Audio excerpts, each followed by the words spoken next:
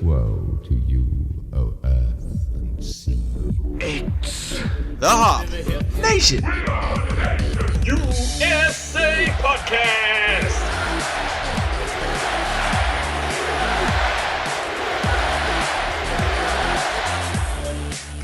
Welcome to episode 168 of the Hop Nation USA Podcast, and we're here back on Zoom.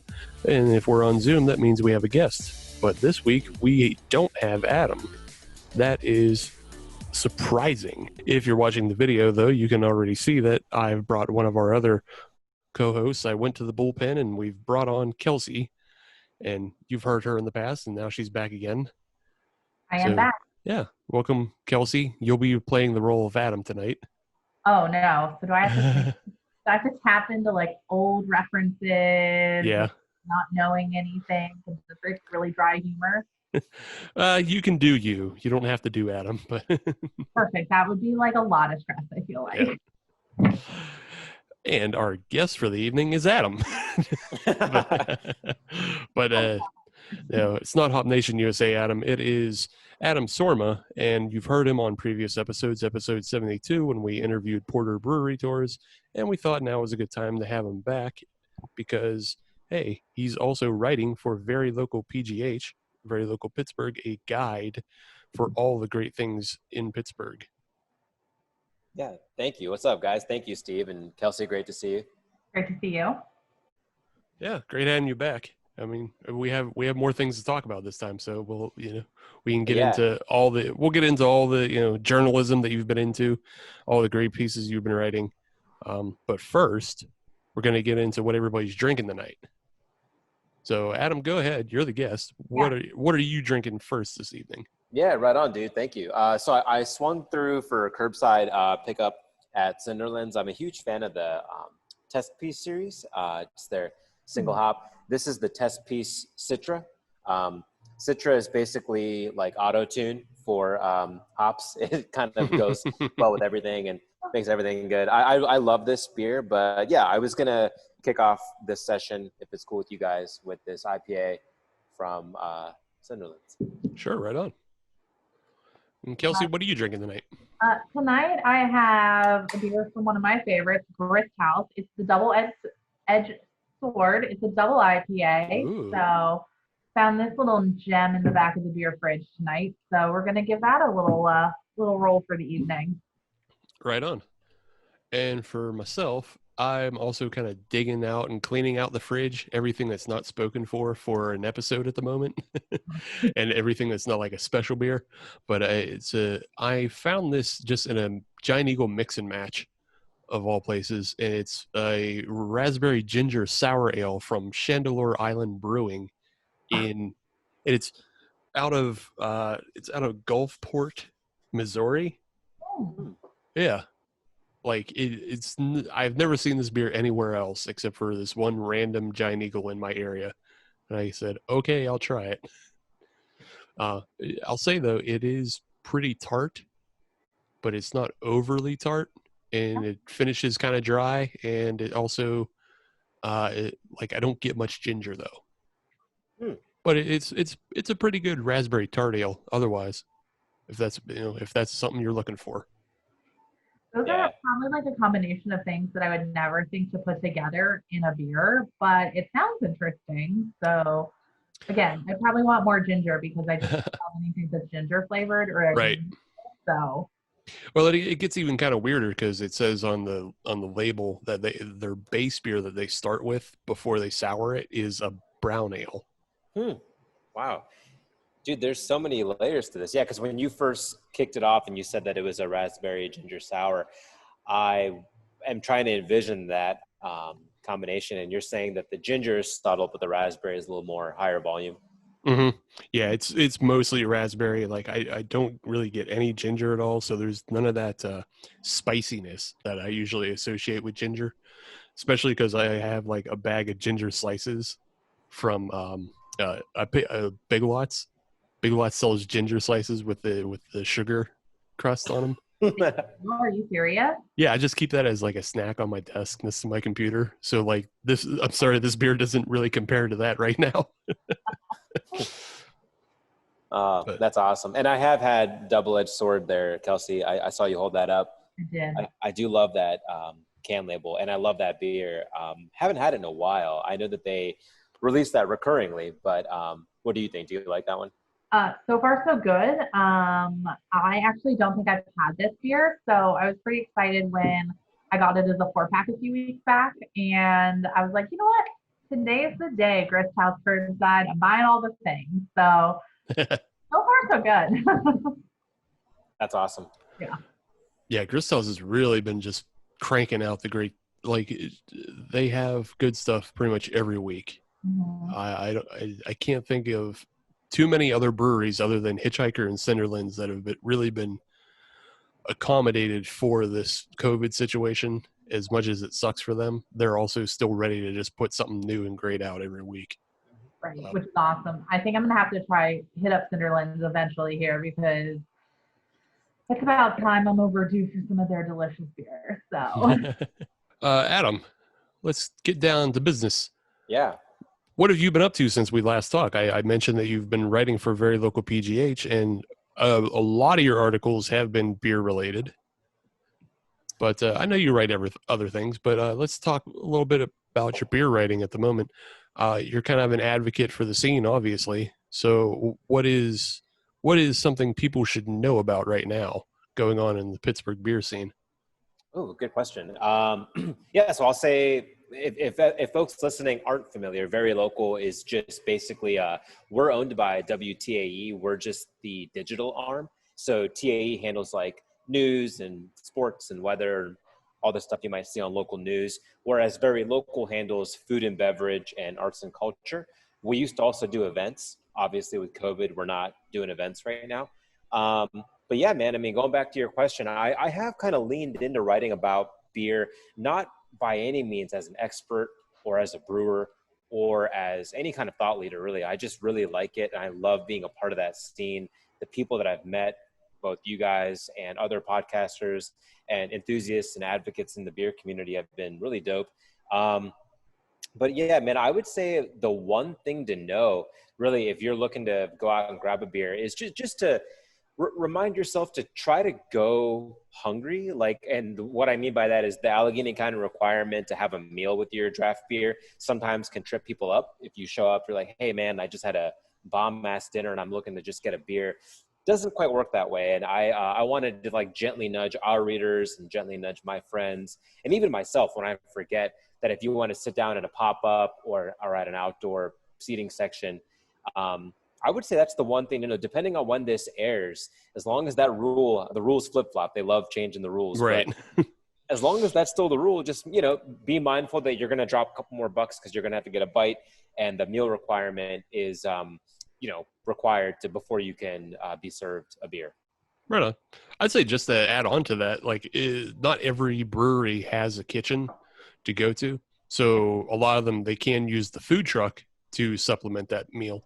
So also just still go hungry because you can also help two businesses at once. You can help a food truck and a brewery. Yeah, dude, you nailed it. Yeah, that's exactly right. The folks who aren't doing in-house food programs, yeah, they book the trucks. The trucks are just slinging awesome food, and they're leaning into it. I mean, they know that they have to be on time, ready to deliver. They're not there to just sell out and roll back home. They're there to like be part of it because they have to, Yeah. Do you have a current favorite combination of food truck and brewery? Oh, man. Dude, it's funny you asked that because I don't know, I forget, the last time we talked was probably last year, but my resolution for 2019 for New Year's was to try to eat every single meal off a food truck for the whole year. And I didn't quite achieve it, but there was a stretch 2 weeks ago at the beginning of August in this year where I ate off of a food truck for 9 days in a row. And I love food trucks. So I love that you asked the question because I think when I get up in the morning, I usually check Twitter and then I think about food trucks. And I would say there's a lot of folks doing some awesome stuff off the trucks. This weekend in particular, if you're a fan of Blue Sparrow, Chef Luke, Blue Sparrow's popping up at 11th hour in Lawrenceville as part of their anniversary celebration. And then he's going to turn around and serve brunch at Roundabout in Lawrenceville on Sunday. He's a great food truck that I love. He pairs well with beer. He works with Brew Gentleman and Dancing Gnome. obviously Roundabout, 11th Hour. You know, another food truck that I love Sandwich Society. They're doing, Ooh, yeah. yeah, Kelsey's applauding. Yeah, I love them, man. They just had a second baby, so they've been really busy, obviously, you know, raising a family, but they are popping up in their side lot. So they have their prep kitchen and they have a parking lot. So they pop up in the side lot in Lawrenceville. They're doing Friday, Saturday for hot chicken and burgers, which is pretty cool. And then the other one I'd love to shout out, I mean, thanks for giving me the option to shout out my favorite trucks, but Jamie, who runs Steering Wheel, also does burgers, also does awesome food. He retired when he broke his shoulder. He went and had shoulder surgery and then came out of retirement, went like all in Jordan 95. Like, it was so cool to see when he came back after surgery and was like, you know what, I'm going to give this another go, because we thought he was going to sell the truck. Same menu, same stuff. He does awesome like waffle fries. He's not as regular with his bookings, so you're not going to have like a home base or like a residency. But once Hitchhiker gets back to doing draft beer, expect to see him at Hitchhiker for sure. Oh, for sure. Right on.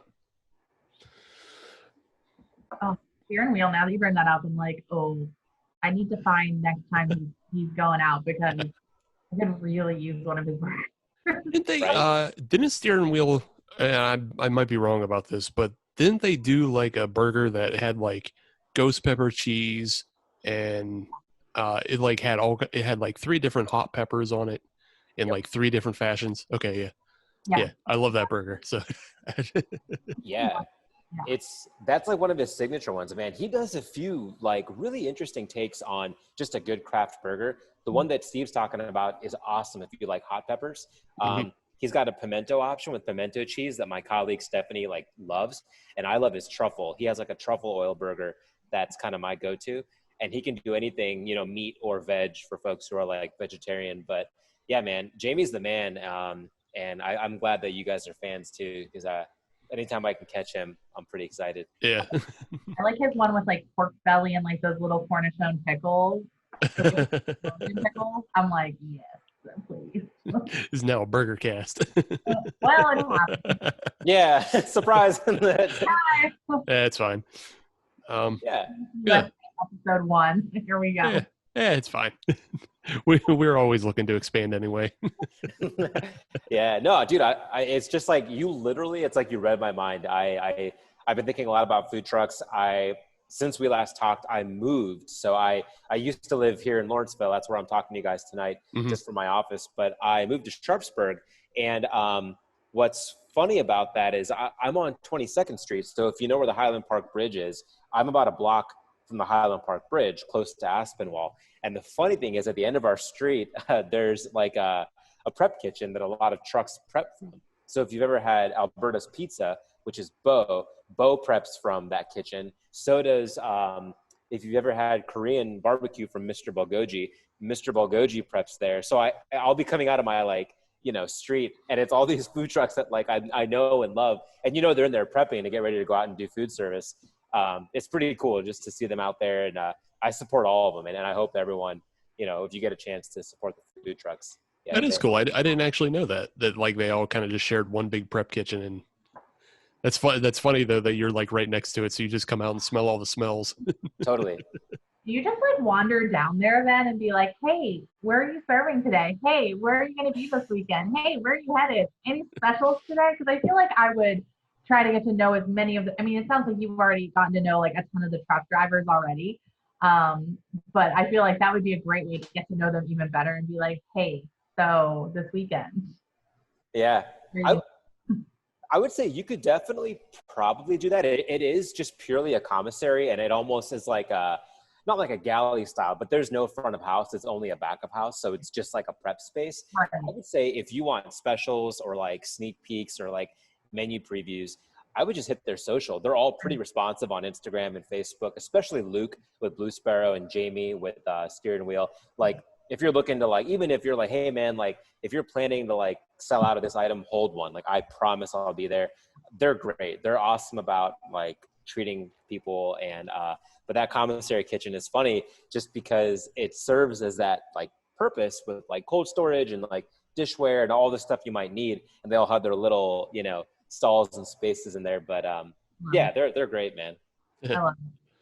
Yeah, you mentioned Blue Sparrow. We actually talked about them 2 episodes ago with breweries in PA. So those guys were just going on about Blue Sparrow as well. But Oh, yeah, awesome.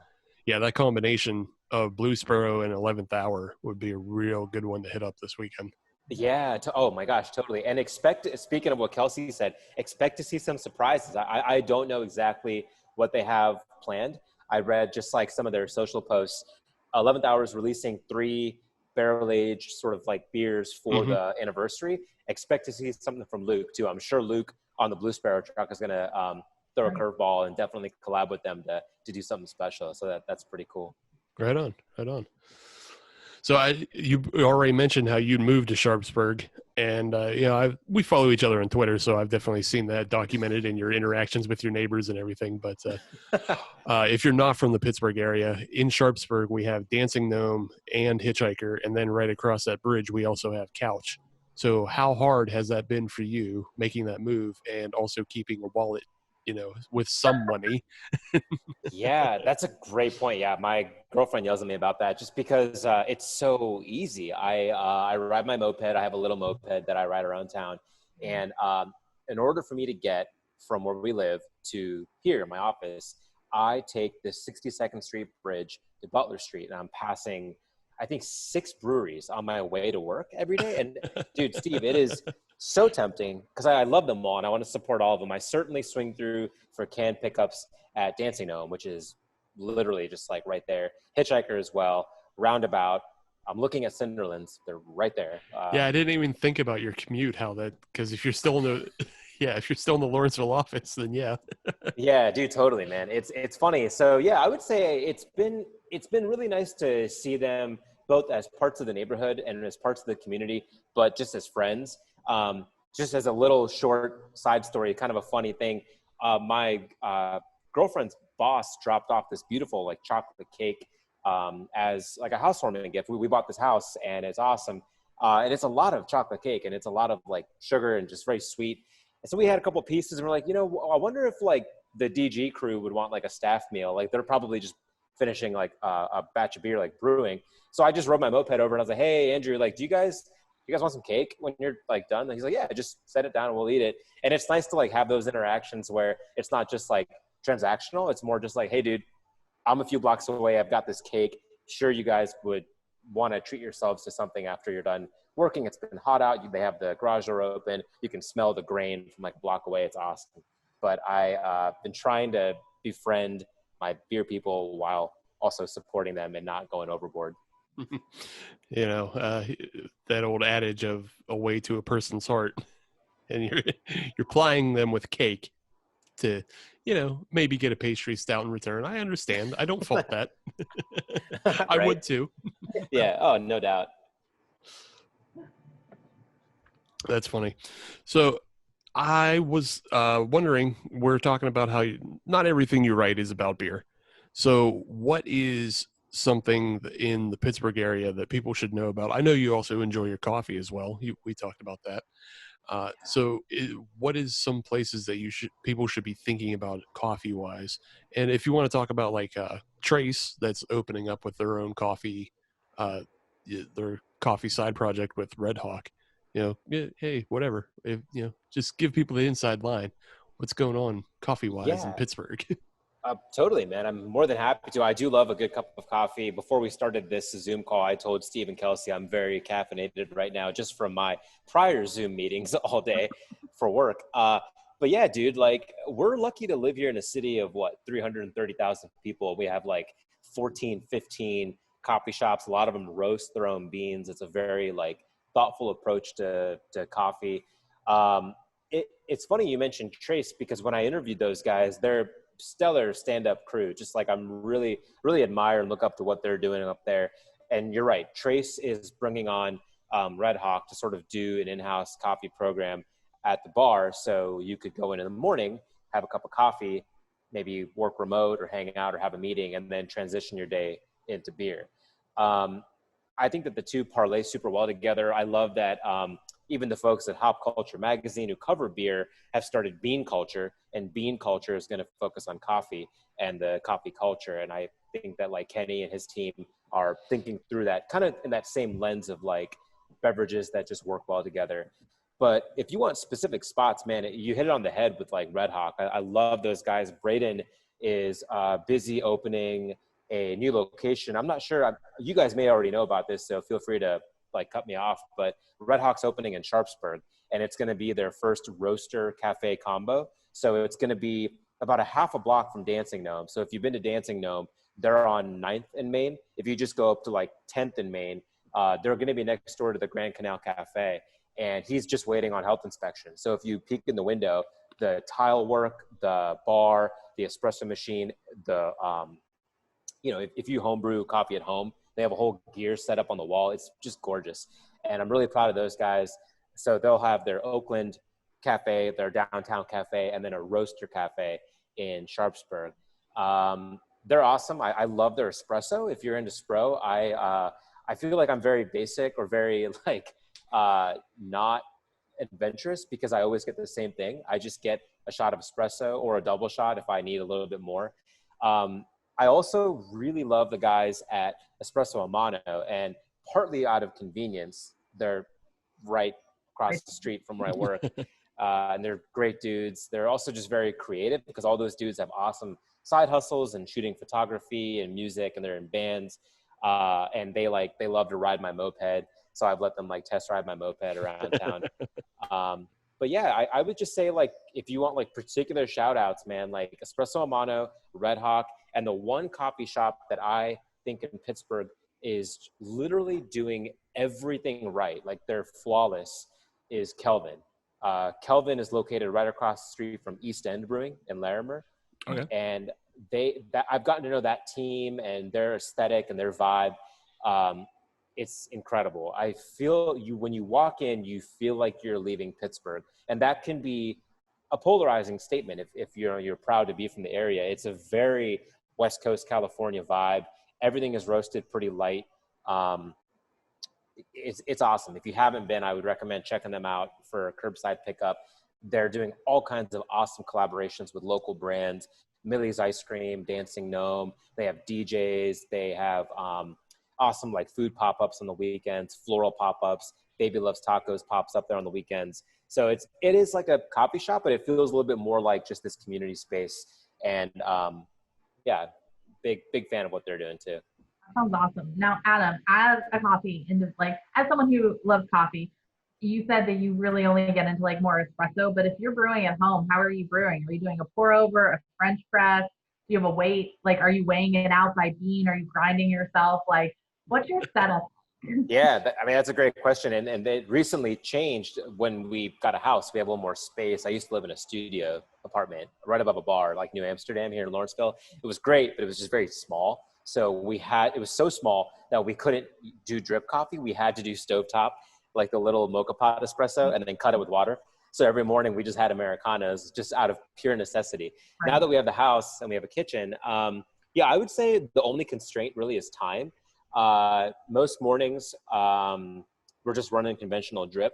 So I like to order beans from Ada and Commonplace. Yeah. I know that those are not who I just mentioned, but like I turn to others for espresso.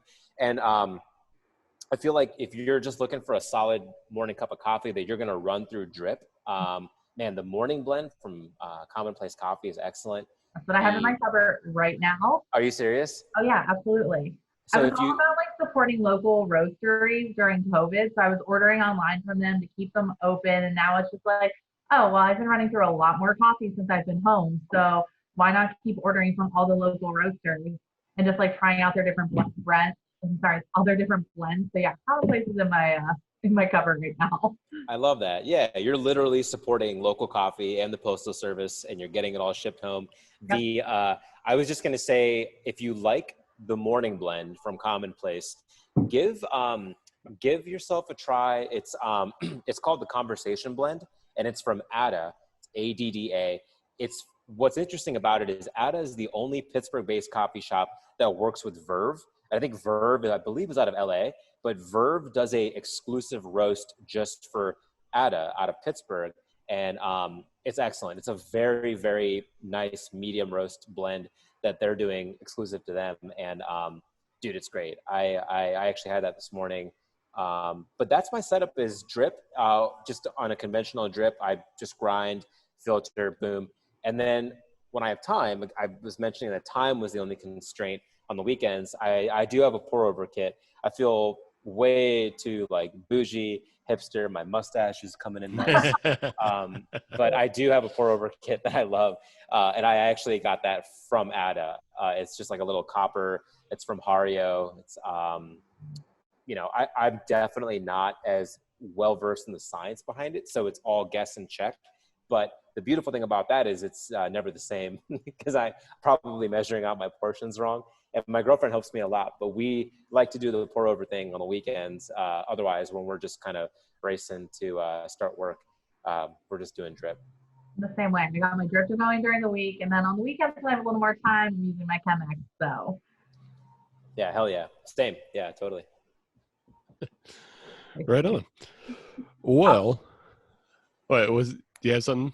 No, I was just gonna say sorry. We merged this from beer to burgers now to like a coffee podcast. No, it's all good. It's all good because it's everybody's getting the inside track on what's good in Pittsburgh. Yeah. And I mean, and that's the point of having Aadam on because he's way more plugged into the city than I am, and he's way more plugged in than regular Aadam is. So we have to bring on Aadam with 2 A's. That makes him, you know, extra Aadam. Double A. Double A. A++. Yeah. Yeah, thanks, man. I appreciate that. Yeah, and I do love like repping the Pittsburgh like brands in the local game, and I love that Kelsey said she's getting stuff mailed to her house. And yeah, I would say that I know that means a lot to them, especially right now. Mm-hmm. Anybody in like food and bev right now would tell you like, hey, like thank you, like support local, get curbside, get delivery if you're not getting curbside, whatever you can to help them out. But you know, I love that Steve kicked me into that like food truck coffee direction because we could probably end the episode. That's it. That's all I do. Look, I may do a little bit of research and know my guests just a little bit before I bring them on. So, you know, I know what to ask and where to direct them.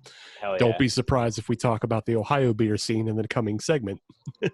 Cool, man. Hell yeah. Yeah. But for now, let's jump back to the beers that we started this segment with. And we'll get some final thoughts. I know, you know, now that Kelsey and Aadam have definitely had time to drink their beers, they might have a little more insight and thoughts on, you know, what they're having tonight. So go ahead, whoever wants to start. Aadam, will you start as our guest? Yeah, no doubt. So wait, Steve, repeat the question. I'm sorry. You want thoughts on the beer? Oh, yeah. Just more now that you've been able to get some more of the test piece in. You know, I've seen you drink it. It's got a wonderful color that we've seen on, I think I'll award Aadam our best camera so far on Zoom. Oh, really? Yeah, you definitely have the best camera quality. Thanks, man. Yeah, shout out to all the guests we've had. Pretty much everybody else has been in home, and you know. Oh yeah. You look like you're in a studio at the moment, and that kind of makes me feel bad because I don't even have a camera. Oh dang! No, I'm just at like I'm just like out of a co-working space, and it's late enough now in the evening that it's just me. Right. But yeah, man, this beer is excellent. I mean, fantastic aroma, super approachable. Slightly hazy. I feel like, you know, when I talk to whether it's like Paul or Nick or, you know, any of the guys at Cinderlands, I love to give them feedback when I can. And I was recently talking with them about Squish, the pale ale.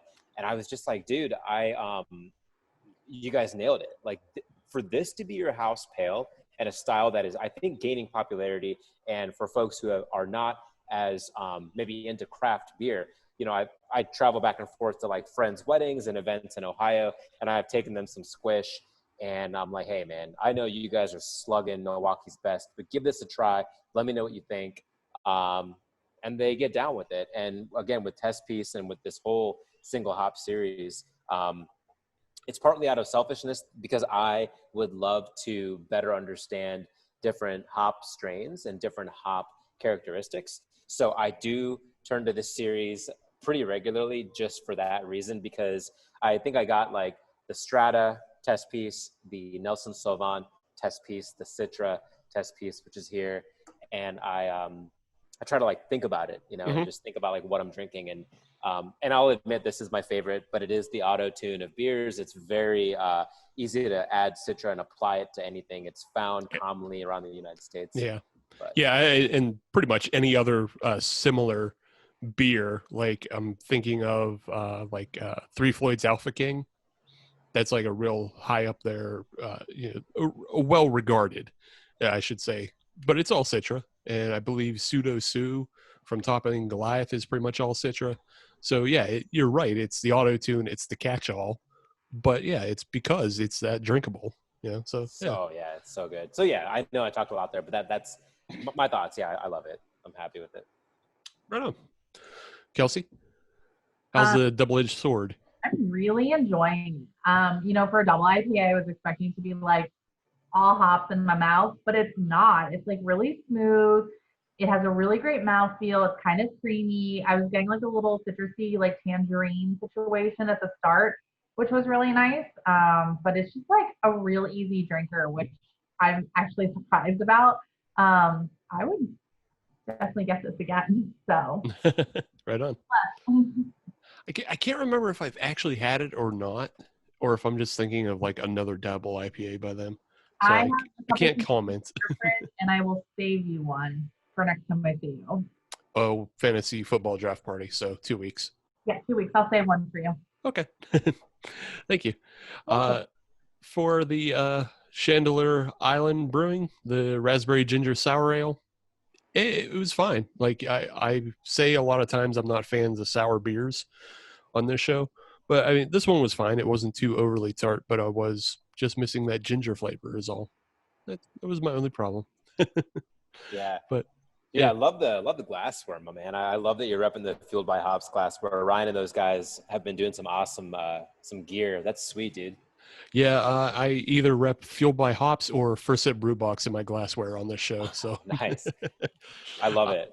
I will say, I think it's Saturday. They're releasing a shirt. Fueled by Hops is, and you pick it up because somebody might have had a hand in designing it. Oh. Can't see me pointing at myself, but yeah. That's awesome. Congrats, man. That's sweet. Awesome. Yeah. And then there's also our own shirts that you can find on TeePublic. Please also buy those. Right on.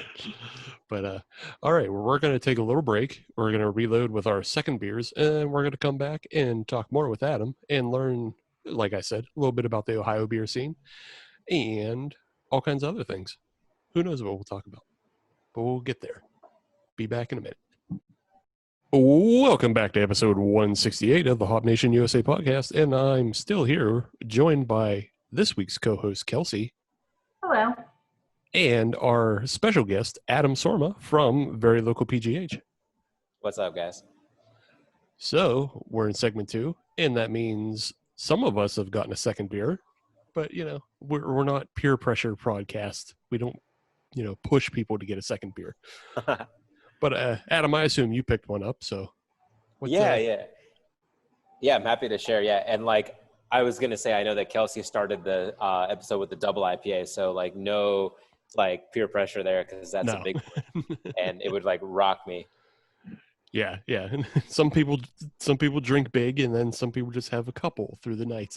Mm-hmm. Yeah. So speaking of that, like I opted for a lower ABV, smaller guy. This is the Fruit Rush. It's from Hitchhiker. I don't know. Have you guys seen it? I've seen it, but I haven't had it. Yeah, same. So I'm just going to read the label because it's kind of long. So it says smoothie sour shandy with blueberry, watermelon, and lemonade. Honestly, it's delicious.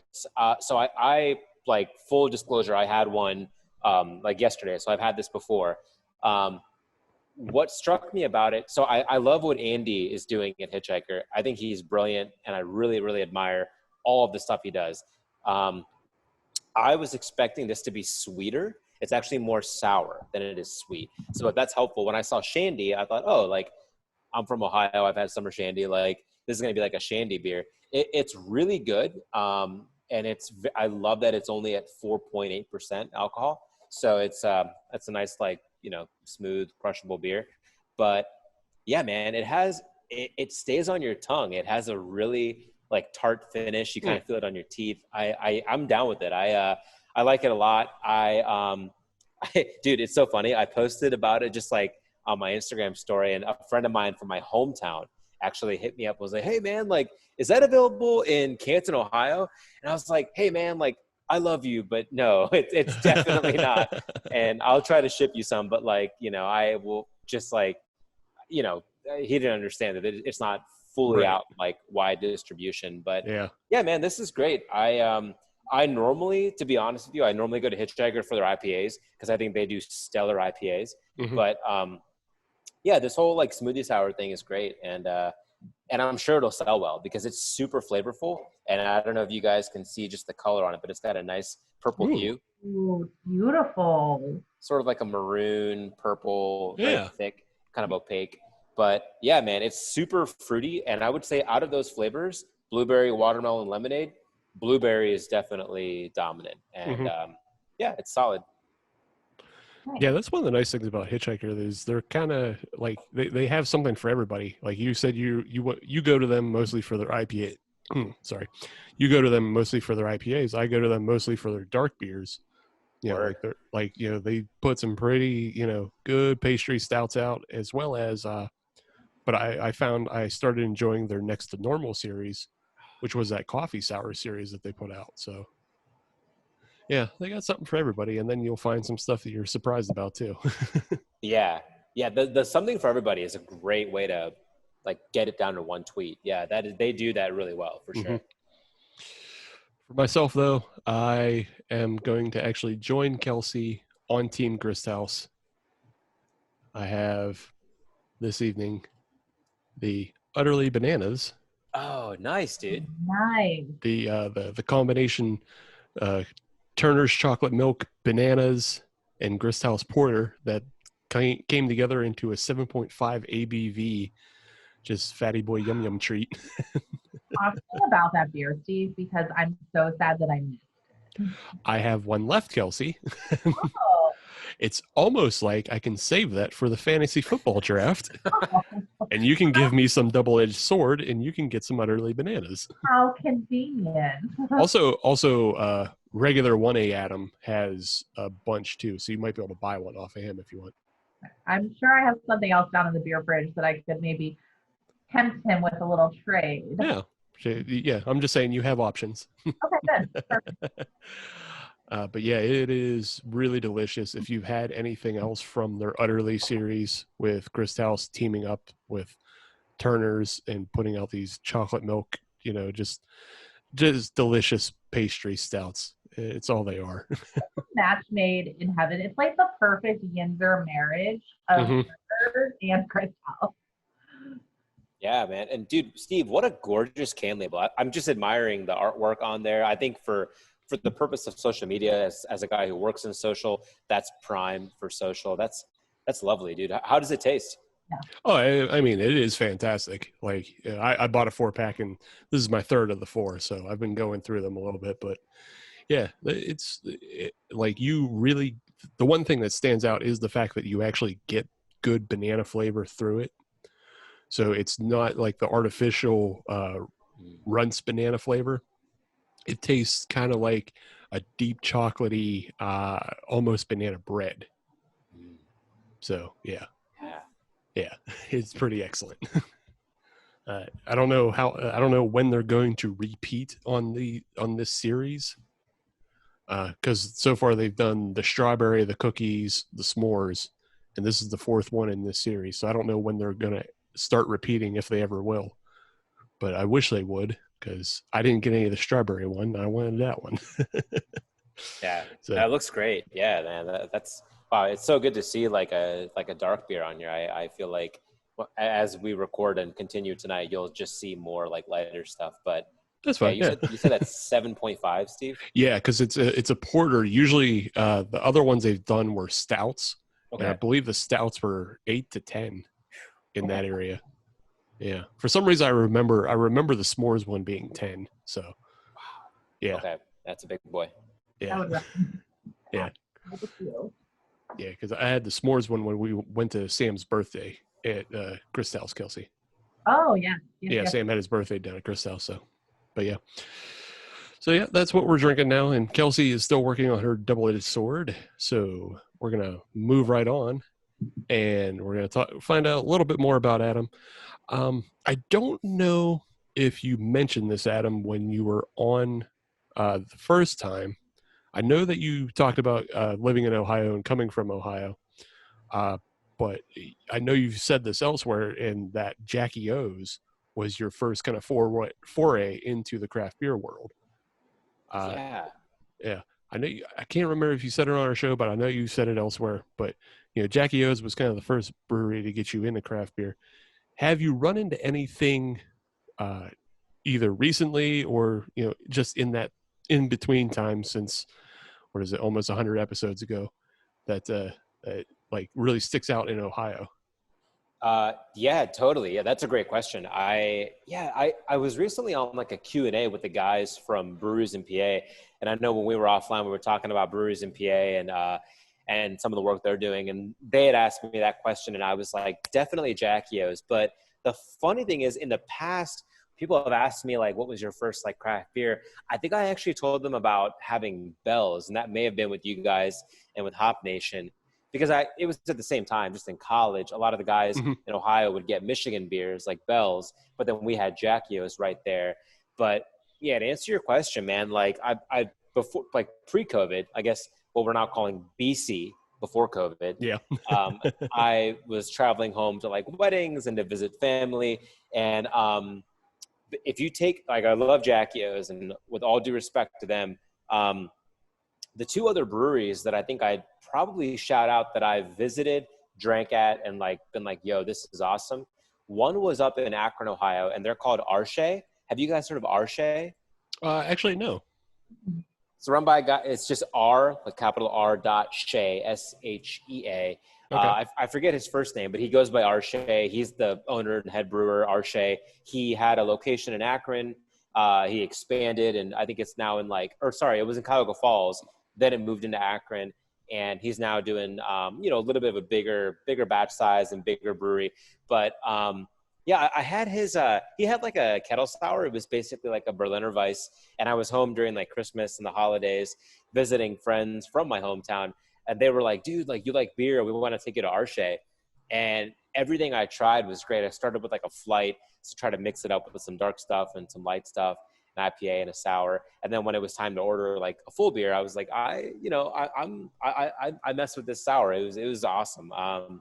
And their staff was great. And I'm pretty sure I rep a lot of like Pittsburgh swag. Like I'm wearing my Surf Pittsburgh shirt. And, and I think that night we were out, and it was like winter, but I was wearing a Dancing Gnome hat, and somebody saw it and was like, hey man, like, have you been there? And I'm like, yeah, like I live in Pittsburgh. And it just struck up a nice conversation. But yeah, I would say, like, to answer your question, Steve, Arche in the Akron, Cuyahoga Falls area was an awesome experience. And I'm super happy to see them, doing their thing. And the second one happened completely by chance because I suck at directions.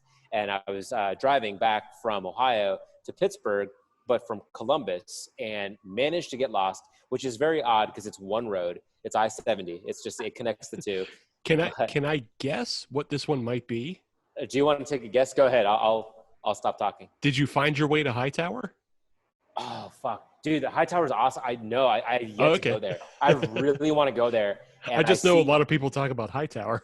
Yeah, no, that's a fantastic guess. I hope to get there someday. I love when the folks in the Fueled by Hops group shout out Hightower because it's in like Rayland, Ohio. It's like a small town. Mm-hmm. Like super East Ohio, like near WV.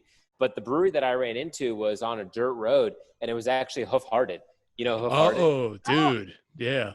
That's a good accidental stumble on. Yeah. Have you heard of it, Kelsey? Yeah, I have. So like I was like, holy shit, like we're lost. We're on a dirt road. We're clearly not on I-70. We're not even in a city. We're just in rural Eastern Ohio. And it was, I saw a sign, and it was like, oh, you're in like Marengo. I was like, oh, that's cool. Marengo, that sounds pretty cool. And I remembered, I was like, I saw something about Marengo because I was like at a beer festival, and it had like the brewery name and the city, and it was Marengo. And I was like, I'm pretty sure Hoof Hearted has a brewery out here. So we're driving along, and I'm like, oh my God, like it's right there. And it has like all the weird, like the artwork and like the Beavis and Butthead theme and like all the various sort of like brand elements of Hoof Hearted. And so we pull up, and it's noon. So they're about to open. So they open the tap room. This is like in January, and we go in, and I'm like, oh my God, I'm in like paradise. And I was like, hey, yeah, I love you guys. Like, I'm a fan. Like, I can't believe I just stumbled upon this. And the first person I texted was Andrew from Dancing Gnome. And I was like, hey, man, got lost driving back to Pittsburgh from Columbus, ended up at Hoof Hearted. And he was like, how does that even happen? Like, how do you end up there? And I was like, yeah, man, like very random, sporadic. Do you want anything? And he was like, nah, I'm good, but like enjoy. And so we ended up having a few beers and brought back some 4-packs for our neighbors who are also into beer here in Pittsburgh. And they were like, oh my God, like you got Hoof Hearted. So I'd say, yeah, Arche in Akron and Hoof Hearted in Marengo. Although most folks, I think, that visit Hoof Hearted probably just go to their tap room in Columbus, but they have this like farm brewery concept with a pond and like a bunch of artwork in Eastern Ohio. And dude, it was stellar. I remember having a couple of double IPAs, shout out to Kelsey, and like, just like being like, yep, we're going to wait it out and we'll be here for a bit so I can get us back. Yeah, that's a real great stumble upon. That's amazing. It's crazy, man. I'm trying to think if I've had, what the last beer I had was from, you know what, it might have been their like everybody wants some it might have been a double IPA. I'm that person. When did this happen?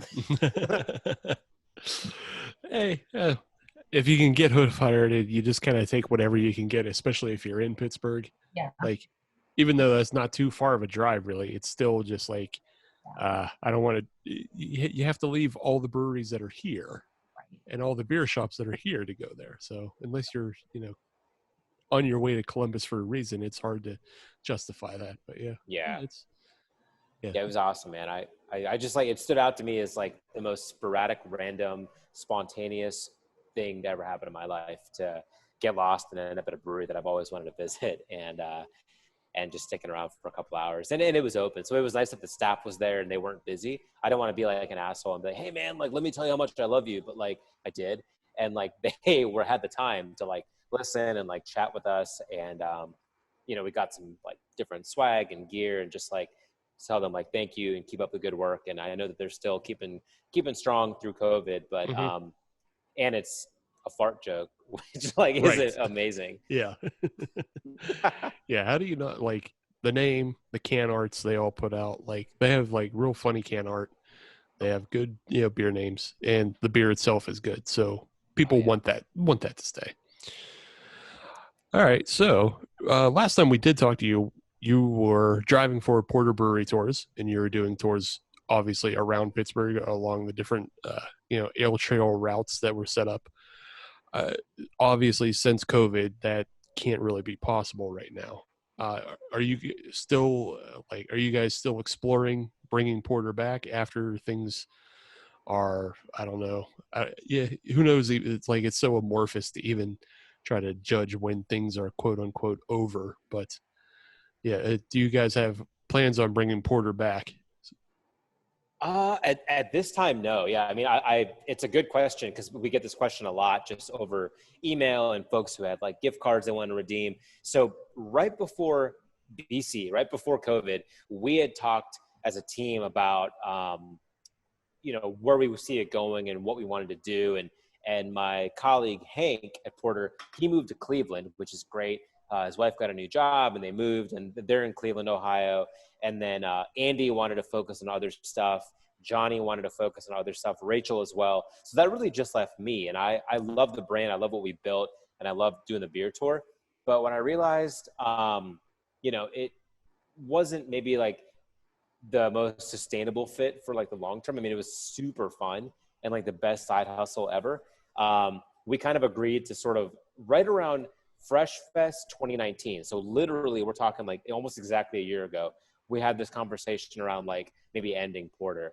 And then we get into winter, which is our slow season. So we're chilling, and then COVID hits, and we're like, yeah, it's kind of definitely over. So yeah, Porter's over.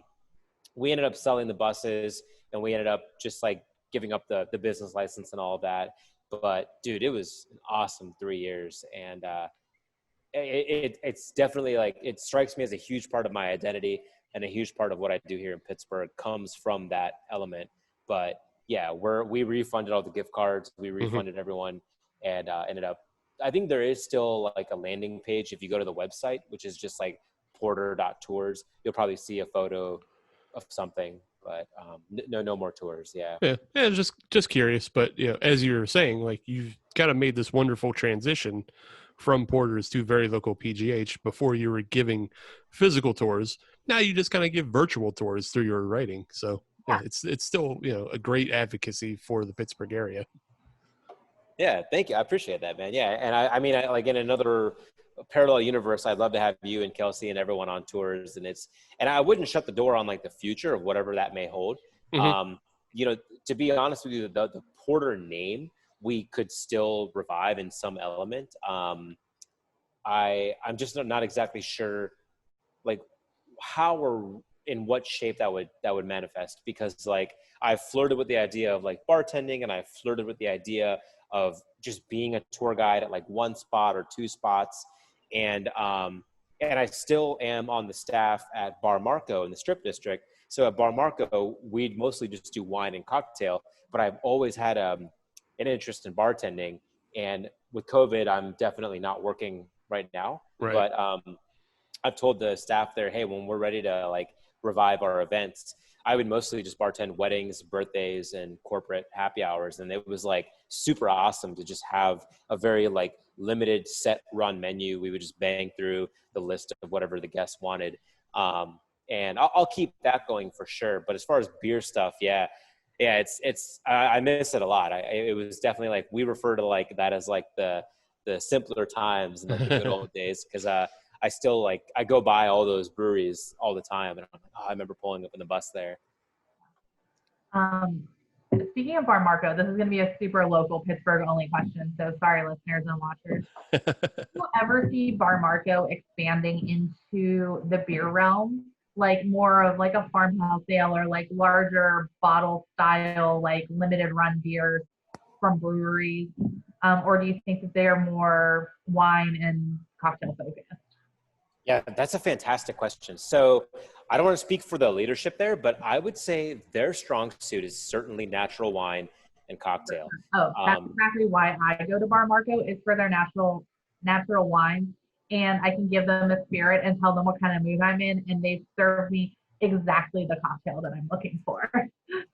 You may have been served by Jason, the big beard. Oh, yeah. Yeah, he's awesome. Him and Shelby, who was just nominated for like bartender of the year in Pittsburgh from City Paper, which was awesome to see. To answer your question, I would say probably no.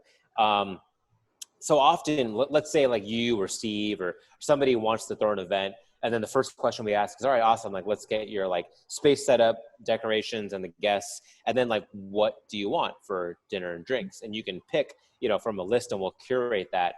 And if a guest says beer, it's a pretty basic beer list that we can pull from. And it's definitely not draft. It's going to be cans and bottles that we'll source, and we'll put it together to pair well with your dinner and have an event. But yeah, I would say they play to their strong suits. When we went through cocktail training, what stood out to me was how many folks are on that team that have some level of sommelier certification, which is amazing. Like we have like several level ones, a couple of level twos. I don't know if we have any master level sommeliers, but like their wine knowledge is incredible, down to like the soil and the roots and the grapes and the region and the weather that year. So if you're into that, that's the spot to go. But for beer, I would say probably you won't see super like thoughtful built out beer menus like you might at other spots, like Lorelei or like the Commoner or something like that. But yeah, they're probably going to play to their strong suit in wine and cocktail, and happen to have a beer or two for folks who need that. I wasn't sure. I figured I'd ask them, but I think, they're, like you said, playing to their strong suit, which is wine, cocktail. And you said it exactly, like Lorelei and Commoner, like their curated beer menu, it's spot on all the time. Oh yeah. All the time. Yeah. No, but I appreciate the question. Yeah. Cause I love those guys, and they've influenced such like huge parts of my life for like, as far as like empathy and thinking about people, and when you're working with guests. But yeah, they, I see them coming out of this leaning into wine and cocktail. and rolling with that trend, because I think, I don't know that they're like a trailblazer, but like a couple of weeks ago, Apteca up in Bloomfield is now opening a natural wine shop, which is amazing because they were just doing vegan Polish food. And now because of COVID, they're not able to keep up with the food stuff. So they're like, what if we open an in-house natural wine bottle shop? So you can go walk up to like the storefront and get natural wine by the bottle. And they post about it on their social, and it's like really thoughtfully done and really well done. And I would see them doing something like what you said before, Bar Marco, because I'm sure you guys saw in City Paper, but like Apteca is now serving kvass, and kvass is a like Norwegian or Icelandic or Scandinavian fermented beverage that is non-alcoholic, but it's like got that like fermentation quality to it. Yeah. It's pretty cool. I would love to try it for sure. Huh. Yeah, I've heard of it before. I also thought it was also found in like Russia and like Eastern Bloc, but that might be kind of that Norway Russia kind of touch, or Finland. I think it's Finland that touches Russia. So you're exactly right. Yeah, so they might share that across border, but yeah. So all right, let's talk mixology though. Do you have a favorite drink to make, or what is your best drink that you make? Oh man. So it's probably going to be two different drinks because it's been hot out. I'm talking to you guys in August. It's like late August. Dude, what I'm craving right now is definitely a spritz. And you can interpret that any way you want. If you like Aperol spritz, or if you like something more like a Negroni or like a Campari with like a spritz element to it. Tina's does amazing spritz drinks. So does Lorelei. Anything in that realm, I'm drinking, but I'm not probably making because I probably can't do it as well. There is a drink that, there are two drinks that I can make well. And one is one that everyone can make, and that's an old fashioned because it's not hard. It's like, oh yeah. Ingredients. There's also like 50 variations of it. So you can't fuck it up, but yeah. Totally. Yeah. Yeah. I mean, I remember, you're right. It's pretty straightforward, but, I love making that. I love when guests ask for it. I love when guests are in the mood for it and they want to talk to me about bourbon or any of that. That's cool. But the one drink that we have on the menu that at Bar Marco for events that I love to make, it's written on the menu as VFNTS. I'm not sure if you guys have seen VFNTS, but VFNTS stands for vodka, fruity, not too sweet. And I love that because it is exactly that. And I know I'm standing here drinking like a sour right now, but the vodka, fruity, not too sweet can take many shapes and can be mixed in many ways, and it's hard to mess up. And if you make a mistake, you can kind of mask it. But like I love when folks are doing like a birthday or a special occasion or event, and we'll throw VFNTS on there. I'm like, oh hell yeah, because then it's like I get to kind of like have fun and also kind of gauge how the guests are doing and where they're at, drinking wise. And it's one that I love. Before a shift, we'll usually try what's on it so we can honestly give recommendations. So I kind of know what I'm talking about. Mm-hmm. So I usually turn to that, and it's definitely more in the spring, summer realm. But the vodka fruity, not too sweet is super fun to make. Easy portion sizes. It's cut with ice, and it's a little bit of like a little top of soda. Dude, it's great. I love that drink. It sounds like the improv comedy of drinks, in that like it has a base form, but you can put your own flair into it as you need. Right. You can judge your audience who's drinking. Yeah. Right. Yeah. Oh yeah. And if somebody's, had a lot to drink, and we can just maybe top it off with a little more soda and like help them kind of hydrate a bit. But dude, it's a great drink to make. And people always like look at it and they're like, oh, I wonder what this stands for. Like, is that someone's initials? Like, what's going on? I'm like, oh no, it's just vodka fruity, not too sweet. Yeah. And they're like, oh, he's describing the drink, but I still wonder what this stands for. And it's like, no, it's the drink. Yeah. Yep. I've been craving a VFS lately, which is vodka, fruity, spicy. I've been really wanting like a vodka pineapple jalapeno drink lately. I don't know why. It's just like been in my thought train. It's a haunting thought. I don't know why. Is there a spot that you might go for that? I mean, no. Have you had it before? Or? I've had it before, but it's just like it's like never been on a menu that I've seen. It's just something like, and I was watching some cooking show or something, and they made that, but in a margarita. Oh, yeah. like I don't like tequila, so I want a vodka version. Would you do like just a pure, like a straight vodka, or would you do like more of a jalapeno infused vodka? I could do it that way. Yeah, I would be down to do it that way. But just like a real base plain vodka, or a jalapeno infused vodka with a splash of pineapple juice. Man, oh man. Yeah. So maybe have all those ingredients in 2 weeks when you come over for the draft party. Oh, good. Just saying. We'll probably make that happen. I Okay. know whose house is that. I'll bring the jalapenos. How about that? That sounds awesome. Yeah, good luck. Let me know how that goes too, because I appreciate like a good infused drink. I know there's like thought and time that goes into that. So Yeah. that's awesome. Sorry. Just clear, the utterly bananas is a little thick. Oh yeah, it's a thick boy. Yeah. Sorry to clear my throat like that, but yeah, it is a little thick. But I guess we can bring it back. Wait, I have one more question for Adam. Oh, okay, go ahead. Yeah.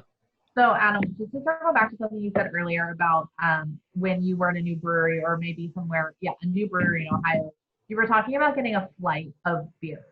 Can you talk us through like why? I love getting flights of beers in new breweries, but I want to hear kind of your rationale for why you're a big proponent of getting a flight somewhere new. And I'll just tack onto that. And what's your process? How do you drink? Do you start like IPAs and then go to stouts, or do you start light to dark?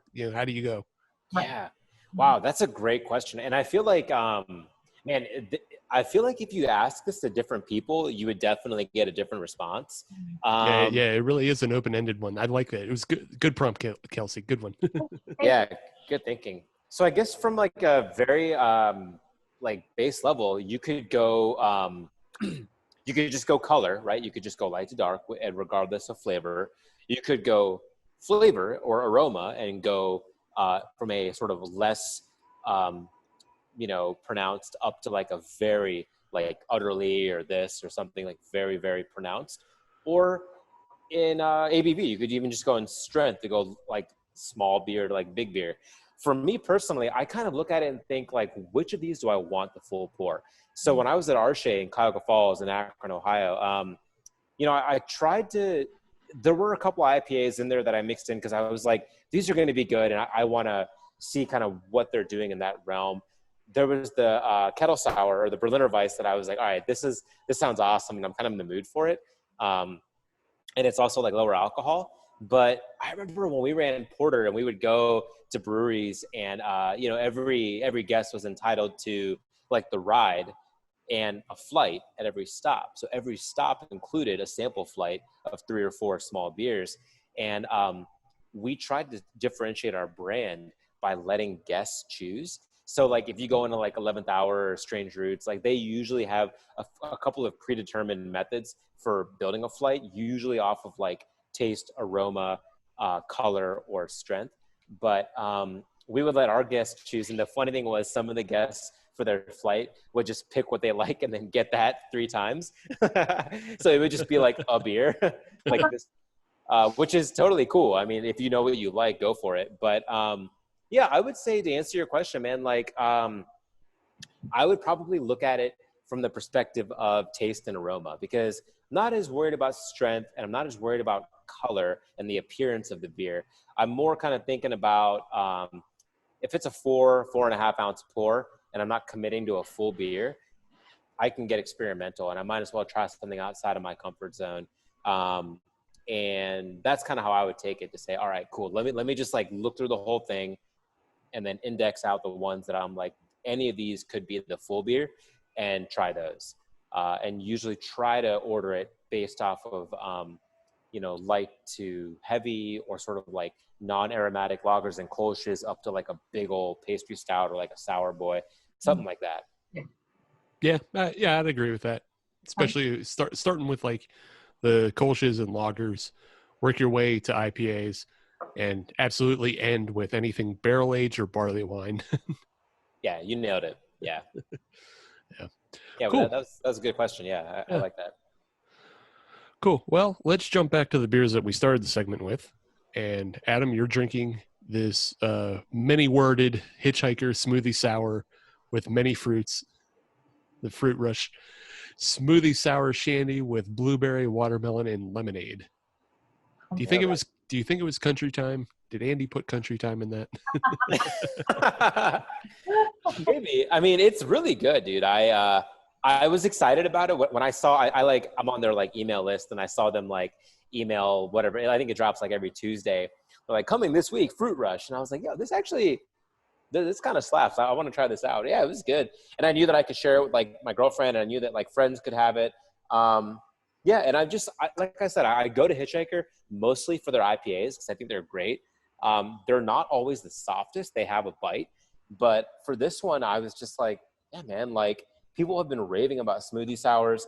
I had recently written in Very Local about Cellar Works and their Fruit Whip and how much that's just completely like changed the game for that whole team and that staff, and then they're expanding now.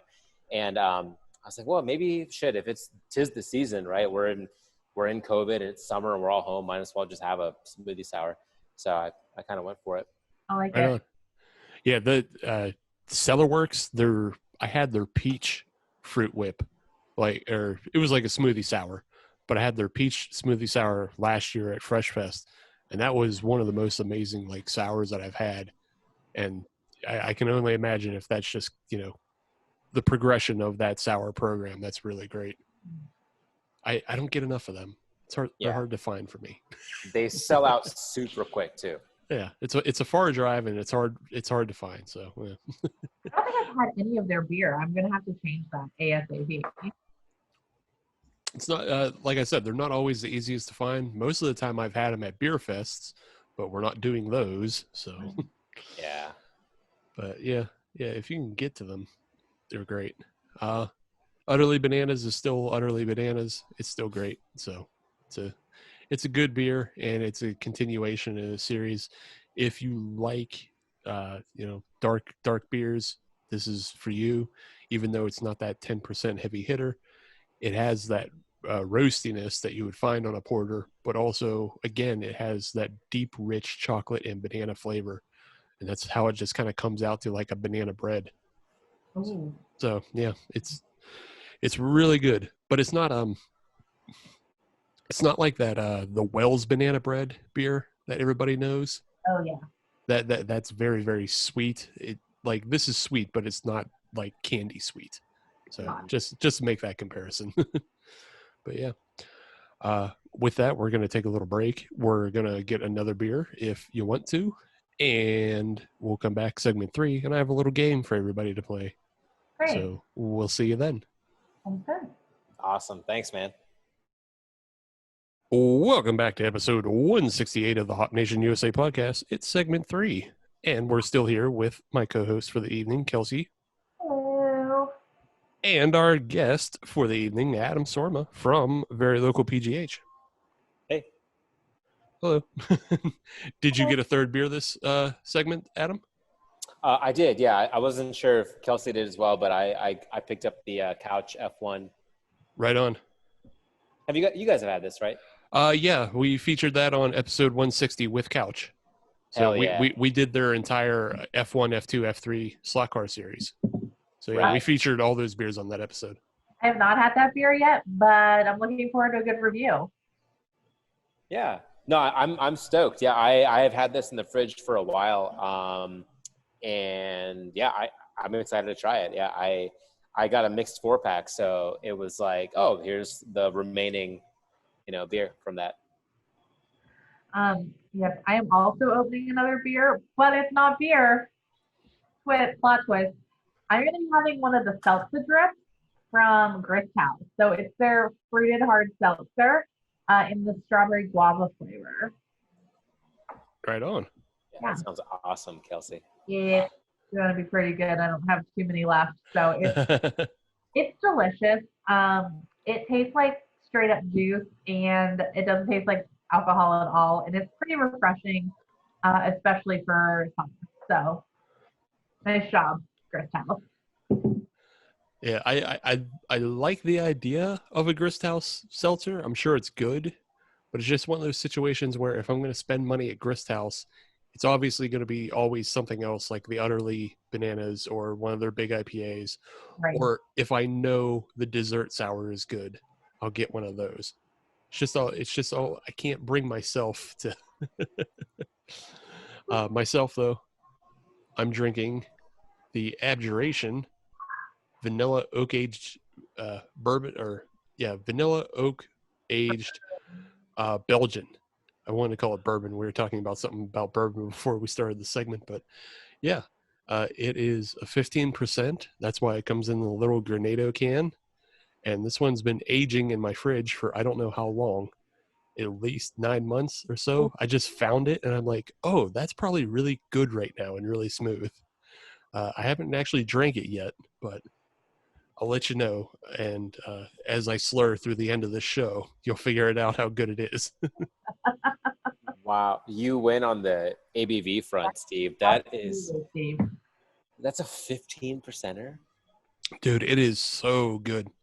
Like it's the beer that made me fall in love with Abjuration, because they featured it like even before they had a space or anything. They featured it at a Beers of the Berg. And I think it was me and Single A Adam, and we were in line, and like we had this beer, and it was so rich and full of like vanilla and barrel flavor, and it didn't have hardly any alcohol burn for being 15%.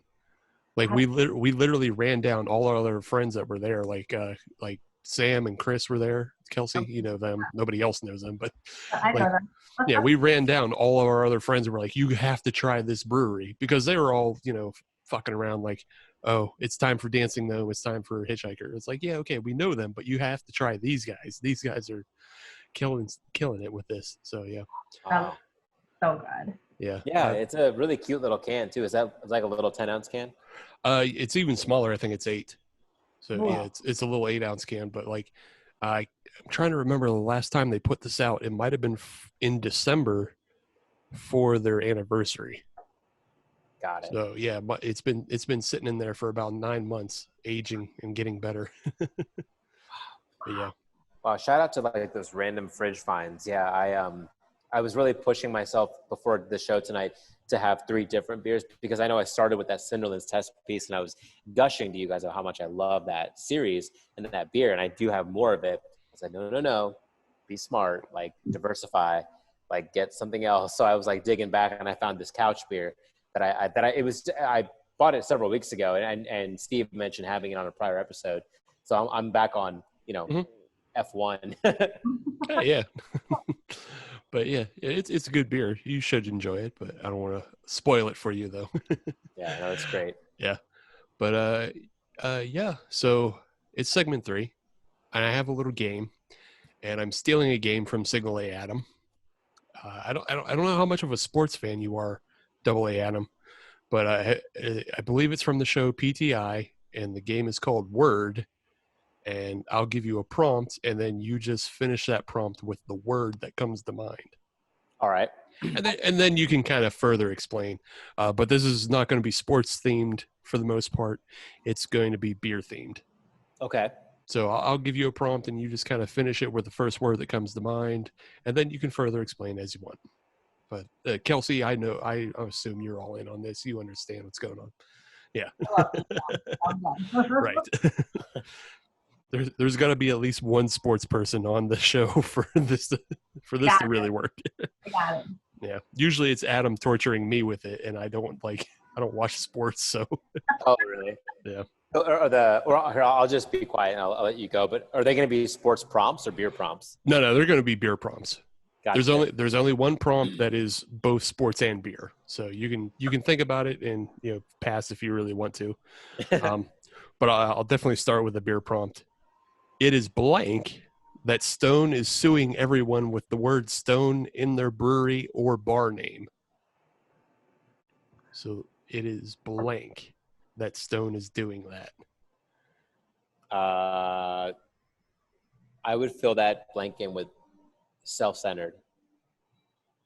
Yeah. Okay. Yeah, I can see that. Is that okay? I feel like it's a little self-centered because I know that a PA brewery called Stoney's was also wrapped up in legal stuff with them over Stone versus Stoney. Mm-hmm. I'm like, like it's beer. Like it's such a fun beverage. Like, wouldn't we want to have fun and not have these issues come up, right? Like, so I would call it a little bit self-centered or maybe egotistical.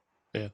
Kelsey, I know this, you have the possibility of being sued yourself with the last name Stone. So I do. I call it unfortunate that, that's a possibility. Like if I decide one day down the road to open a brewery with my last name in it, like what am I going to do? Because, I can't potentially. Yeah. And like if I do get sued for opening something else with my last name, like come on, man. Yeah. Yeah, it's pretty unfortunate. That's why I threw that one in there, though, because it's like, Kelsey, can you get sued by Stone? Is Greg going to come for you in your name? Ooh, great question. I'll keep everyone posted if he does. Yeah, I would agree with what Adam said, that it's like egotistical. There's also a level, because this is all wrapped up in the suit they brought against Keystone. And then after they brought that suit up with Keystone, well, then they can't just, it's like opening Pandora's box. Once you sue one person with Stone in a branding name, then you have to sue everybody, or else it seems like you're just targeting a major brand. So yeah, it is both egotistical and like it comes off as really stupid because, as you were saying, Adam, Stoney's, which is all the way out here in PA, like they aside from the fact that Stone distributes out here, they don't have much interaction. It's two different. I think it's almost a different audience. Like Stoney's leans in hard into what they do with the. I think it's like a lager that they do, right? And Stoney's is a lager, and their audience, they're basically trying to be a Bud Light replacement. Totally, man. It's the a way great beer to, dude. Like mow your lawn, have a barbecue, have a Stoney's. Like it's just I just feel like why would Stone dip into that realm? I don't know. It's just beyond me. It's not how I would handle it, but I'm not, Stone. Yeah, I think personally, it reads to me as like we've opened this door, so now we just have to sue everybody to make it look fair. But it makes you look more of an asshole because a lot of the brands that they're picking on now are much smaller. And like, why are you trying to hurt small business? We thought this was about taking on a big brand.